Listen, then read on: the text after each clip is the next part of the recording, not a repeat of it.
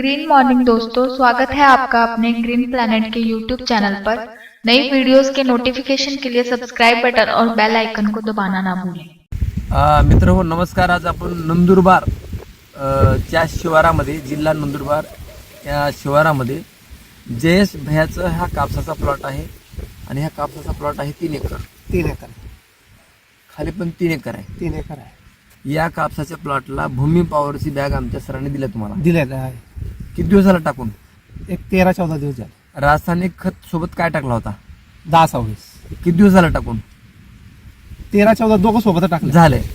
आता मिक्स करून टाकलेलं आहे. मिक्स तर ह्याचा मग तुम्हाला काय फायदा वाटतो? भरपूर म्हणजे जाडगोल झालेला आहे आणि कुठवे पण खालून आहे. 15 दिवसाच्या आत ह्याचा रिजल्ट लागला. चांगला रिझल्ट लागला. कलर कलर तर फार म्हणजे चांगला ग्रीन प्रकारे चांगला कलर हे चांगला. पानाची रुंदी पण वाढलेली मोठी आहे, मोठी पानाची जाडी पण वाढलेली आहे. आणि झाड कसं असं गोल आहे. गोल झाड आहे. गोल आहे. म्हणजे असं बऱ्याच लोकांची कापसं कसे होतात, लांब होऊन जातात.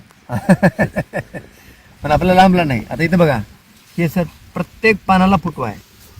फळफांद्या जास्त आहेत त्याला. हे 2, हे 3, हे 4, हे इथं म्हणजे प्रत्येक झाडाला फळफांदी जास्त आहे. तिकडे आहे का दाखवा? इकडे पण आहे.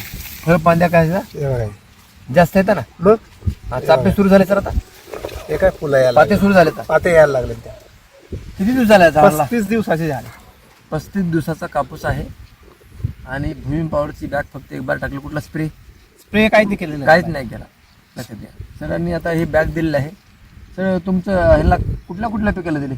पपईला दिलंय. पपईला प्रीमियम STचे ड्रिंचिंग केली होती आधी. हां 20-25 दिवस आधी. आणि त्याच्यानंतर एकरी एक बॅग भूमी पॉवरची आणि 10-26 एक बॅग. बरं. आणि कापसाला 8-8 किलो भूमी पॉवर हां आणि एक बॅग 10-26 बरोबर याप्रमाणे डोस दिला होता त्यांनी. अच्छा. यावर्षी पाऊस कमी असून सुद्धा आहे ना, ह्याला कुठलं ड्रीप वगैरे आहे का? ड्रिपर आहे. पाणी चालू आहे ना? चालू. पण तग धरून आहे तग धरून आहे. पीक उन्हाची जळ सहन करताय. आज तारीख आहे 10 जुलै 2026. म्हणजे कापूस लावून झालेला आहे 35 दिवस 35 दिवस आहे ना. भूमी पॉवरचा एक बॅग आणि 10-26 एक बॅग टाकल्यानंतर 15 दिवसामध्ये हा रिझल्ट आलेला आहे.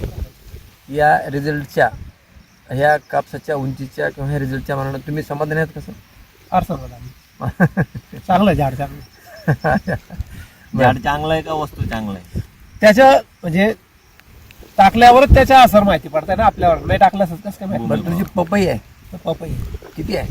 पण 6 एकर आहे. 6 एकर आहे. आता आपण पपई जाऊ. चालेल.